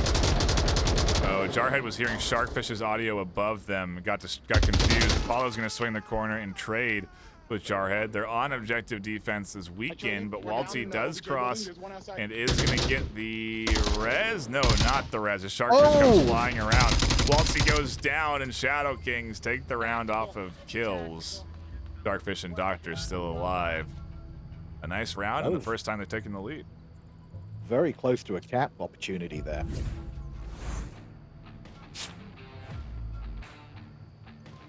Yeah, absolutely. They had two on objective ready to go. Again, I think maybe a little bit of a miscommunication or a misidentification of one potential threat because of that. Because they were so close to each other, you're really relying on audio cues. Hard to tell if someone's on the above floor or bottom floor, and ultimately the kills do come through for Shadow Kings. But yeah, like you said, could have been a cap. There were several moments there where the cap could have come through, but it doesn't. And maybe I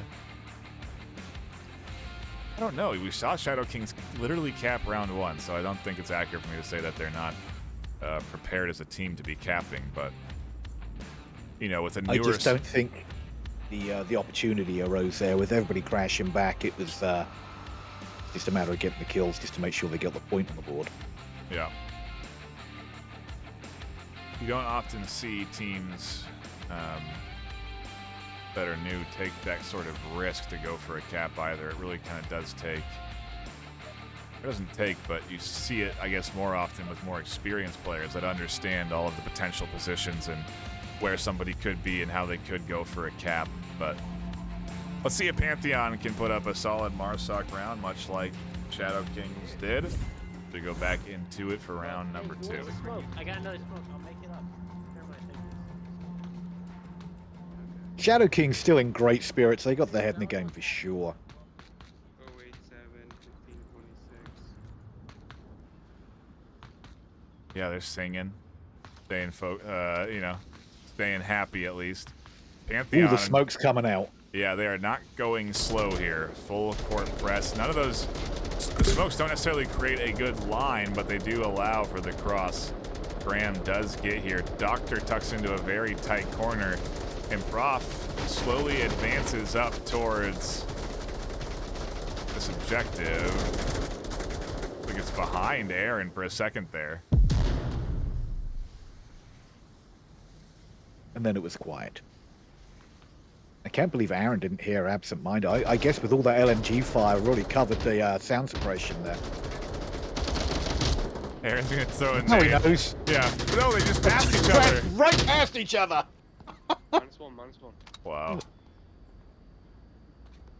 Aaron does catch that kill, though. Cap gets the other on that cross, and now it's really up to Freak, who's charging in and down to Sharkfish. Pantheon not having a successful tie together here of this push. They certainly did go for it, but now it's all up to Jeremiah and one more attacker from the south try and do something here. Waltzy, who's made it actually pretty far onto that south corner.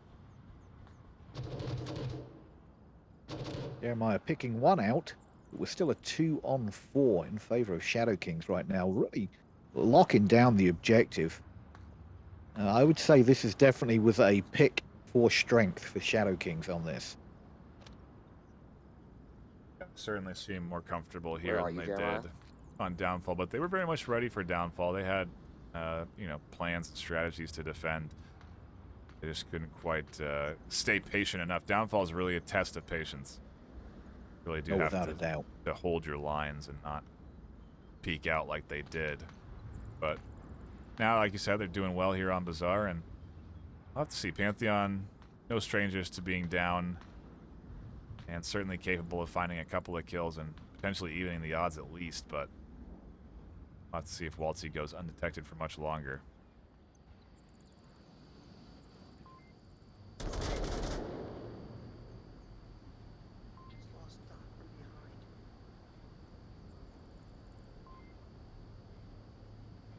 Big pickup there forces the attention of Jarhead, who is dialed in and does catch Jeremiah, but in the meanwhile, Waltzy continues to work their way up to the south. Now the lone attacker for Pantheon trying to put a point back on the board here on that 3.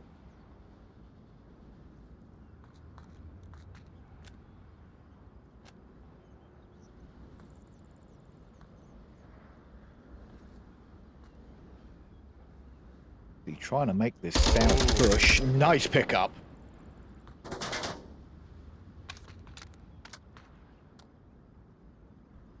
Yeah, this is going to be another one of those pick and rotate moments. He's got 2 minutes and 40 seconds, so he's got plenty of time to be able to make this happen. But I have a feeling that Shadow Kings are going to tuck and hold their spot. I don't see much movement going on from Shadow Kings right now. They are literally just tucking and holding angles.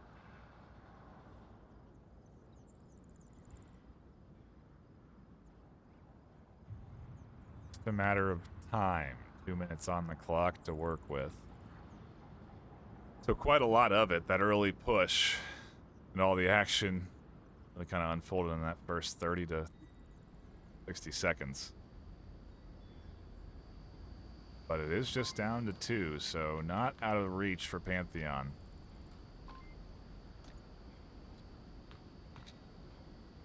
Low and steady. Yeah. Interesting. Like I said earlier, it's very hard to stay quiet in Onward right now. Kind of a very finite technique these days. Really got to inch your way forward to avoid detection, and Waltzy seems to be trying to do that, really minimizing how fast they are pushing up against this side so that they don't have any footsteps.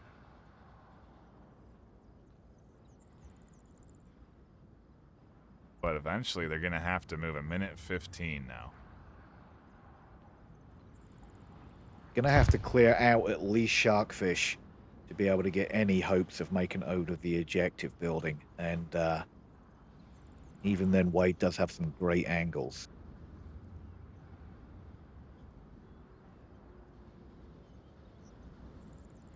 Now, will he push through Blue Room or continue to the end of the road? Gonna try the Blue Room push. If they were to make it just a second earlier here, they'd catch Sharkfish not even looking down this alleyway. Might catch Sharkfish in the back here. Holy cow. It's so quiet. Oh, there comes all the noise. That flash may have caught Sharkfish. Sharkfish is just dumping rounds into the doorway. Shoot the window, shoot the hallway, wait, shoot the hallway. Good call. It's there from Shark to get assistance from Wade as Shark reloads. Now Walty going for a big rotation. 15 seconds on the clock. It might be too late for something like this. They've certainly drawn the attention.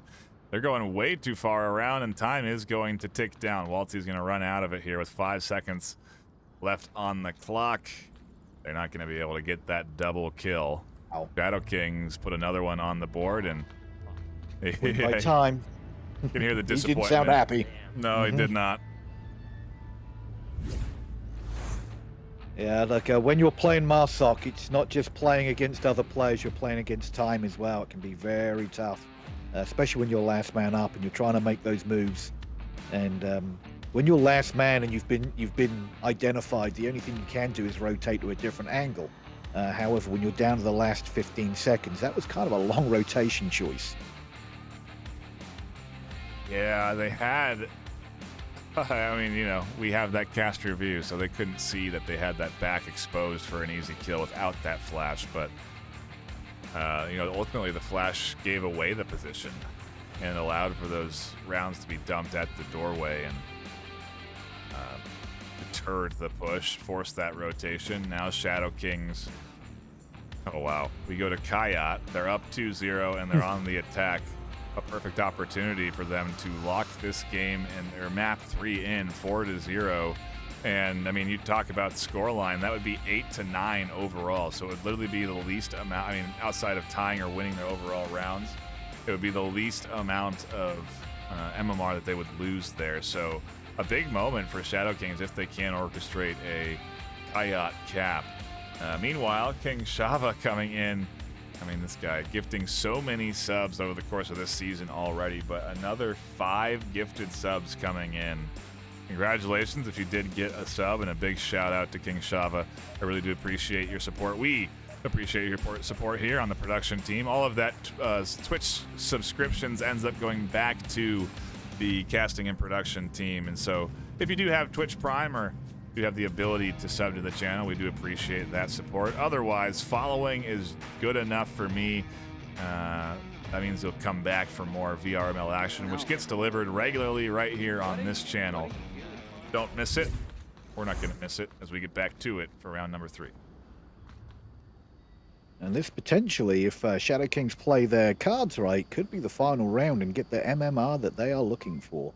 But this is a tough one to attack. Lots of capping opportunities, though. Yeah, if they can get the setup, if they can get past what is aggression being applied here from Freak, there very well could be some opportunities to push in on a team that is now down quickly 2-0 on a map that they have not chosen. So Shadow Kings definitely have all the advantages stacked to them right now.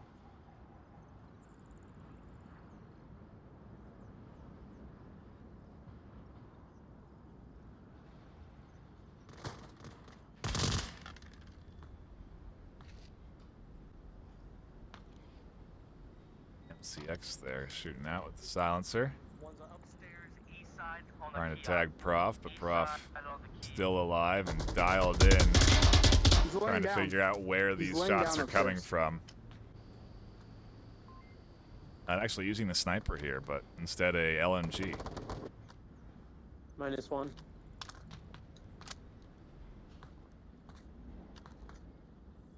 I may Willie. Freak finds one, continues their aggression out in the open, and Watts is not going to detect this. Maybe Jarhead will, but it doesn't matter as Jarhead goes down to Prof. Jeremiah catches Sharkfish. Shadow Kings getting picked apart on their effort to push in here, and now it's up to Cream and Wade Watts to push up in a 2v5.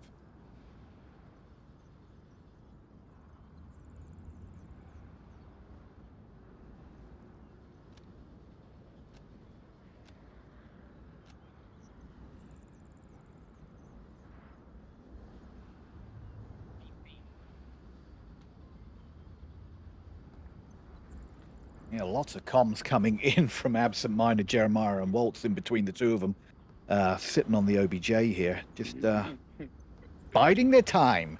Again, like we said earlier, time is on their side when it comes to a Vault team, because all they have to do is sit and hold angles. When it comes to making those Marslock pushes, though, not only do they have to worry about the other team shooting at them, they have to worry about the time fleeting away fast. But Aaron is on the back corner of the OBJ building right now. But he's going to have to worry about Jeremiah, who's sitting in the back courtyard of the Coyote building. Yep, Jeremiah in the corner, Prof in the two-story. Waltzy could pop out. Plenty of threats around the objective. Freak certainly is far away from the OBJ, as is Apollo. But, I mean, in theory, a kind of a 1v3, depending on how Aaron approaches this.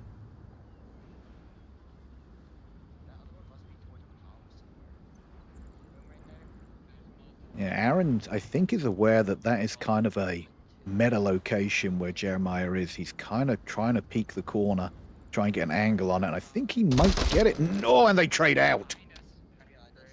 With Jeremiah just down, Absent probably will come out and get that revive. Just flash in the back wall just in case. And we're still a 5-on-1. Ouch. Well, look where Watts is. Waltzy almost unsure that it's an enemy, doesn't believe it as they check down at the tablet once they see that they pushed up.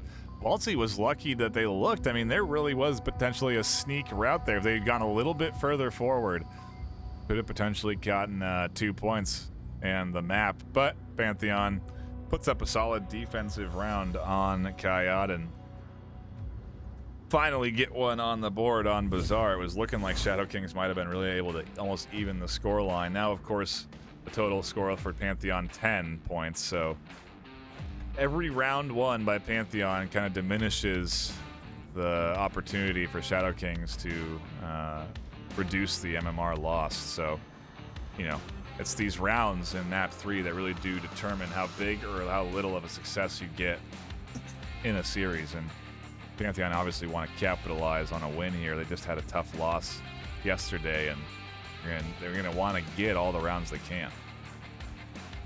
Just looking at the predictions, which is now closed for this final map, complete switcheroo. 91% for Shadow Kings. Interesting. Very interesting. Maybe people banking on the fact that Pantheon will lighten up here on map 3, and because of Shadow King's map pick, they'll have an opportunity to get back into it. Certainly is the case so far. But of course, that could change very quickly. Pantheon, I would imagine, looking for a cap opportunity on Coyote here. And so I think we're going to see a pretty heavy smoke application and likely a push to try and get a cap and potentially take the lead 3-2.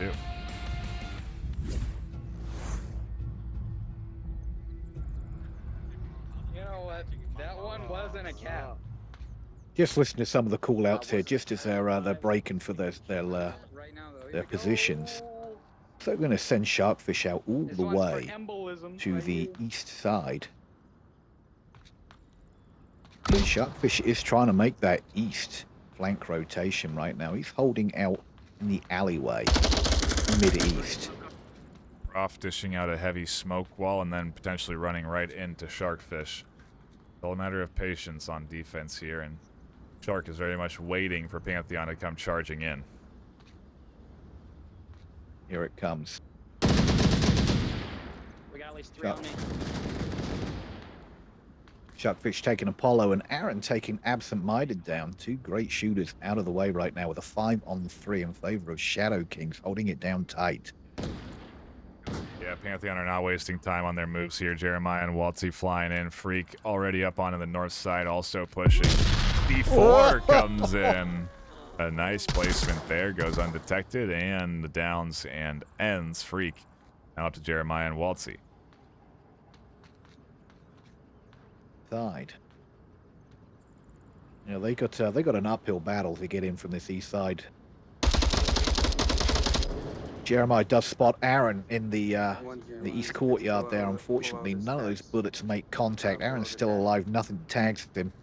With the Wolfie pushing to the north side of the Kiosk building, they've really got an uphill battle. They're going to try and make a 2-man push on this north wall.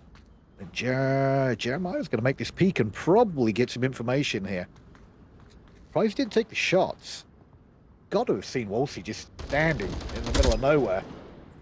-1. That's interesting. Yeah, nice pickup there. Does get the first kill for Pantheon. Maybe a comeback orchestra in the works here. got one of them. Quick There shout might be out another. to Crazy Dave VR for dropping that Twitch Prime sub. We do appreciate that support. Thank you so much for that. I know obviously we're on a 6-minute delay, so we're a little bit late, but appreciate that support. Waltzy and Jeremiah now with basically free access to the east side of the map. See how Shadow Kings try and hold this off. A lot of time for this Pantheon team to poke and prod. Yeah, 3 minutes is plenty of time. That's not like they've got to make a big rotation to get to the objective, but they do have to get past 3. Wade on that that fountain position is going to be a little bit of a doozy to get by.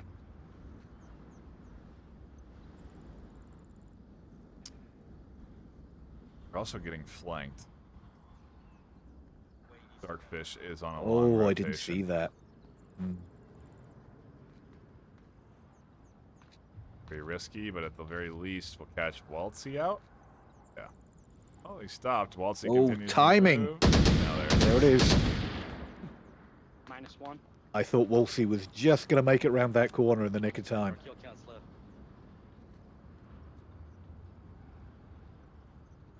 Don't get Jeremiah freaky, might my get a man. pick on Don't get Wade freaky. there.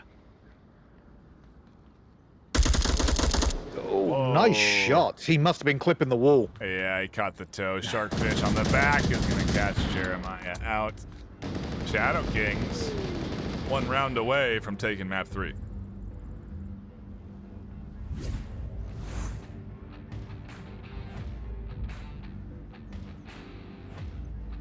Yeah, that was kind of a quick push initially there, which didn't pay off too well for Pantheon, unfortunately.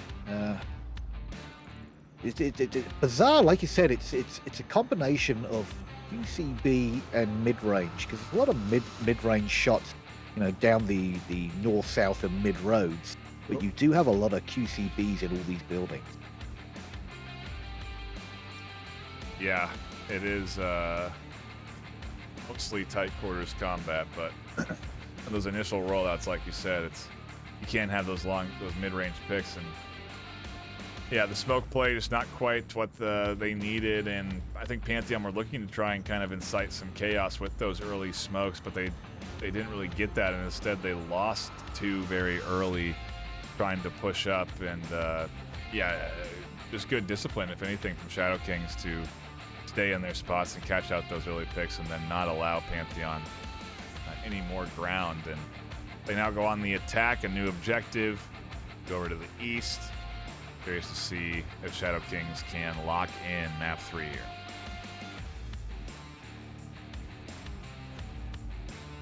Sid Swiftness in chat here predicts that Pantheon's going to cap. Well, I think they're predicting that on last round. If remember there. Oh, on that that's delay, right, so yeah. anticipating the cap on Kayat, but not come through. And there we go, Pantheon. and potentially. Yeah, or potentially our last round. Pantheon on defense, Shadow Kings on the attack. Round number 5 kicking off. I'll be nice to you since we're on cast. Who cares? We're on cast. We say whatever we want. I know.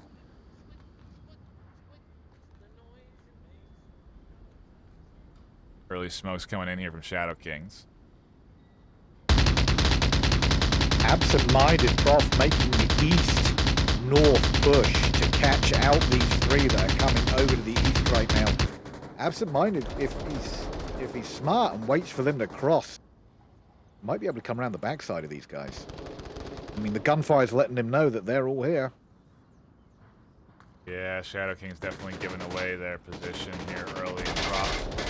Set up to try and get some early kills. Gonna look for a quick peek on the Jarhead off the corner. Jar sees it though in a while, just barely avoids getting killed there. Freak catches Doctor up through the center. Shadow Kings are down 2 right away in the first minute. -1. Sharkfish does get that shot back on a freak, though, taking us down to a 3-on-4 in favor of Pantheon. Ooh, traded shots, but unfortunately, me absent-minded does go down to the likes of Aaron Cream. Now we've got a 2-man push coming in from the northeast from the likes of Wade Watts and Aaron Creams. And it looks like they're going to be uncontested until they get down to Apollo down on objective there. Sharkfish catches one rotating from the south. Shadow Kings have the advantage 3-2. Apollo and Jeremiah, the only 2 defenders left on objective. And yeah, they have to start kind of rotating a little bit. You have to start covering multiple angles. It's just the 2 of you, and that ends up exposing yourself oftentimes to that attacker. Apollo is not careful and pops through that hole in the wall. They very well could get shot by Aaron or Watts pushing down from the east. Sharkfish trying to get some angles over here on the south. Aaron taking out Apollo, opening it up for Shark to make a crossover to the road. On the back bit of the objective, Jeremiah trying to crash in. Straight out. Shadow Kings, I mean, a nice job there on map 3, and a little bit of what we saw on Quarantine in terms of solid play from them. And so maybe just a matter of maps they're comfortable on, or I'm not sure what, but they definitely did much better there on Bazaar. Yeah, they held their own there without a doubt. I would say that they probably weren't overly confident and comfortable on Downfall. Even the strats, it's a tough map. It's a tough map. They showed they knew what they were doing here for sure. Yeah, absolutely. Much more comfortable on Bazaar, and a better performance there from them, much like we saw on Quarantine. Ultimately, though, Pantheon do take the Series W, the end scoreline 10-8. A pretty close battle here this afternoon, and ultimately Shadow Kings, the undefeated team this season, the new team to the league that was undefeated for 6 games in a row, is now finally taken their first loss. Curious to see how it emboldens or impacts negatively potentially this team. We'll have to see how they progress and perform throughout the rest of season 13. But that's going to be it for us here on the desk. A shout out to the folks that did follow as well. I see Promise Dash following the channel, and again, Crazy Dave and King Chava for the 5 gifted subs. We appreciate you both subbing to the channel and providing us with that support. Big shout out to you. That'll be it, though. My name's Ben NightFiree with 2 E's, my co-caster, Identity Crisis VR. We will see you all probably later this week for more VRML action, so be sure to tune in. But until then, stay classy.